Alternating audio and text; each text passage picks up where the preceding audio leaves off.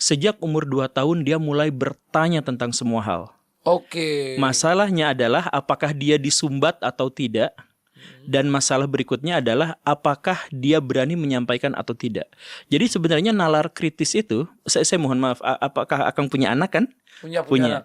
Nah, anak Akang itu sejak umur 2,5 tahun sampai 5 tahun itu bertanya 300 pertanyaan per hari.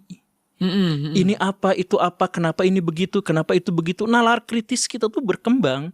Nah, tapi tentang siapa nanti yang, jangan nanya itu, atau tidak ditanyakan dan sebagainya, itulah yang akhirnya membunuh nalar kritis kita. Saya alhamdulillah sejak kecil tidak dibunuh nalar kritisnya. Jadi berani bertanya. Jadi saya mengajukan pertanyaan aja, tidak ada yang salah dan tidak ada yang dosa dengan mengajukan pertanyaan. Berarti pertanyaannya harusnya Pertanyaannya sejak kapan Akang dibungkam sampai tidak kritis. Kalau saya kan emang saya menyampaikan pertanyaan itu ya wajar saja, dan saya berpendapat setiap orang bahkan sejak bayi dia itu keutamaan kita, nalar kita, akal kita, dan akal itu dimulai dari berpikir itu dimulai dari bertanya. Oke. Coba saya nanya sama Akang, bisa nggak Akang mikir tapi nggak nanya? Mikir tapi nggak nanya. Iya.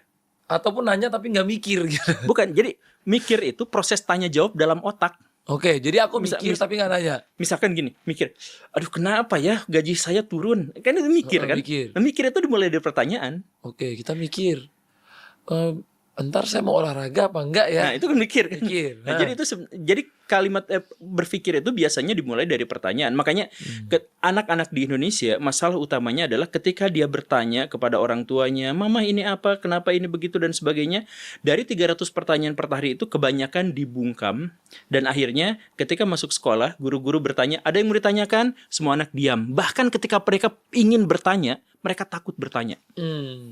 Nah, benar juga sih, kadang-kadang kita sebagai orang tua banyak tidak menjawab jawaban anak, ataupun nganggap oh ini anak belum ngerti. Bahkan ada yang diruqyah karena terlalu banyak nanya. Iya. Kalau saya sih seneng ya, anak saya selalu banyak nanya sama saya, itu saya seneng. Saya tipikal bapak yang kalau makin nanya makin seneng saya jawabnya. Orang tua unggul itu kan.